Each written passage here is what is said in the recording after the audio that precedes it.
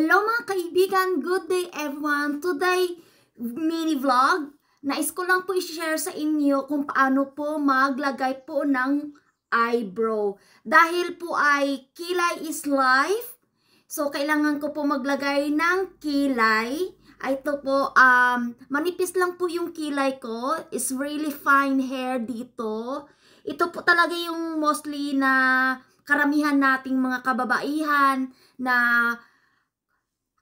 problema pag wala po kayong masyadong hairline sa inyong kilay. So, dahil po ay kilay is life, so mag-mini tutorial po tayo how to make a kilay.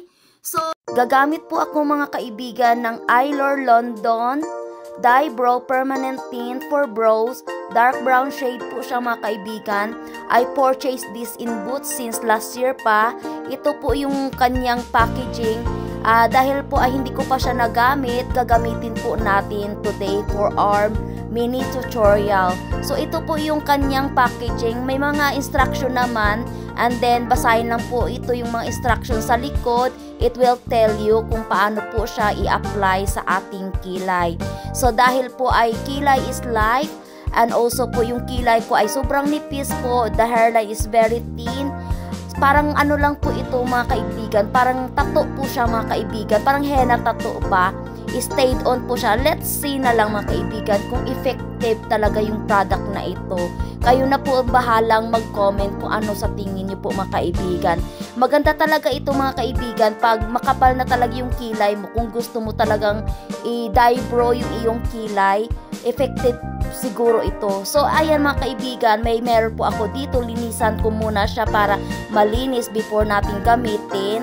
So ito po yung gagamitin kong mirror para matansya po natin maglagay po ng cream sa ating kilay. Before tayo mag-start mga kaibigan maglagay ng cream, mayroon po akong wet cotton dyan. Linisin lang po natin yung ating both eyebrows para to make sure po matanggal po yung kanyang oil dyan na dikit-dikit po sa ating kilay. Ayan po. And then I got another clean dry cotton yan mga kaibigan. Ito na naman po, ipunasan lang po natin yung ating eyebrow para tumuyo po siya, make sure po is all dry and the oil exists to our skin is removed. And then let's start na po to open this packaging ng ating dye brow, permanent dye brow. So first time ko lang po itong gagamit mga kaibigan. Mayroon siyang ayan po, brown, dark brown color po yung kanyang shade, and then they have a cream as well, and also they got like a brush applicator din diyan mga kaibigan. Ang gagamitin lang po natin mga kaibigan, make sure may maliit po kayong tub or maliit po na container na pwede nyong i-mix yung inyong dark shade na cream and also white cream combined together. Depende kung gaano po kapal or dark po yung iyong ilalagay dyan sa inyong kilay. So ayan po, binabasa ko po yung instruction dyan mga kaibigan before we start sa paglagay po ng cream sa ating kilay. Hope na ito ay ma-effective po sa ating kilay kasi I'm really desperate talaga mga kaibigan na maglagay ng kilay. Maganda talaga pag may kilay, no? Sana all may kilay talaga. So mga kaibigan, mayroon po akong maliit na tube dito or lalagyanan ng ating color and also in the white one. So, ayan po guys, no? Mix lang natin, iyan. And then, the other one, ganyan po siya. Ayan. I-mix lang daw natin, guys.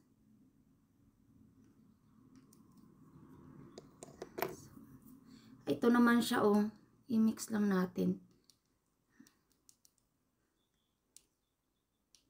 I-mix lang natin this weekend. I put some more. Kung gusto niyo more ng kulay, lagay lang natin ng marami.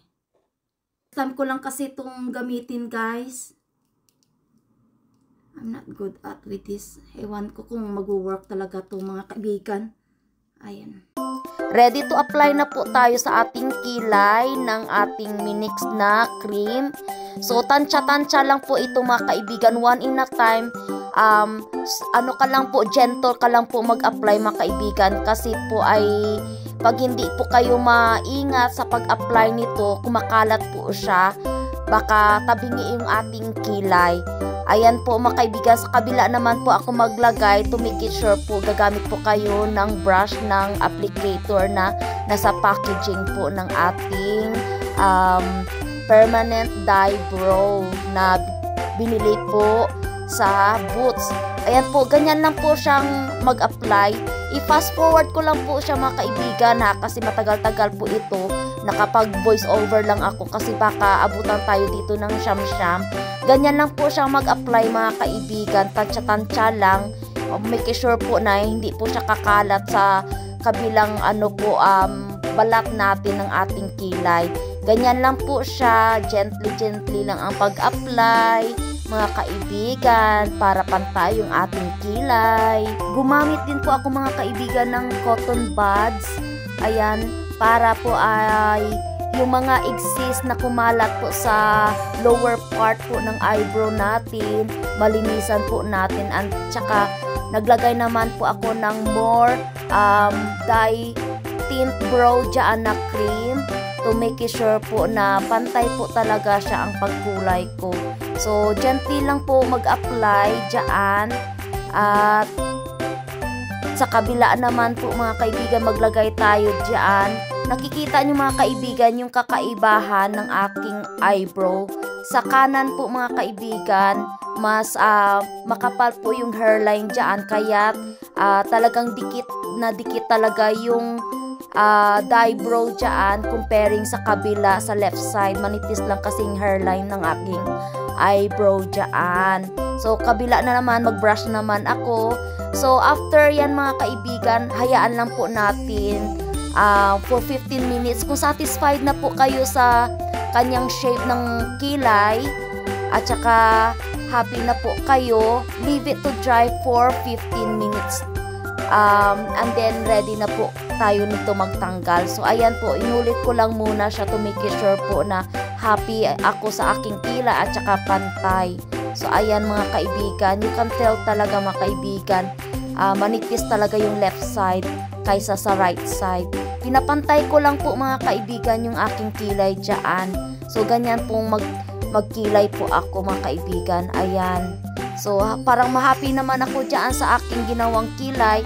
So, I leave it to soak for 15 minutes muna and then I will be right back. 15 minutes, done. Nakasok na po yung ating dye brow cream sa ating kilay. So, tanggalin ko na lang to mga kaibigan yung cream na apply natin sa kilay ko. And then, gagamit lang po ako ng wet cotton. Yan lang po yung pamunas ko, pangtanggal po dyan sa dye brow cream na nilagay ko po sa aking kilay. So, okay naman po siya, pero mas manipis pa din. Tanggalin ko na muna yung cream sa kabila naman, sa left side ng aking kilay. So, ayan po, gumamit lang ako ng wet cotton and then I use the dry cotton to dry up sa hairline ng aking kilay. So, hindi pa ako satisfied dyan mga kaibigan kasi hindi pa talaga siya effective masyado. Hindi ko pa nakikita na nag-work talaga yung dye brow na nilagay ko sa aking kilay. So, ang gagawin ko mga kaibigan, gagamit ako ng angle brush, ayan, para sa kilay. Mag-repeat po ako, pangalawang apply po ulit ng dye brow, permanent tint sa aking kilay. I make sure po mga kaibigan, dry na talaga at saka nalinis ko na po yung aking eyebrow. And then, ayan, nakikita nyo mga kaibigan, dumikit talaga yung kulay sa aking mga daliri. So, next mga kaibigan, mag-second apply po tayo ng dye brow permanent cream sa ating kilay. May natira po akong cream dyan.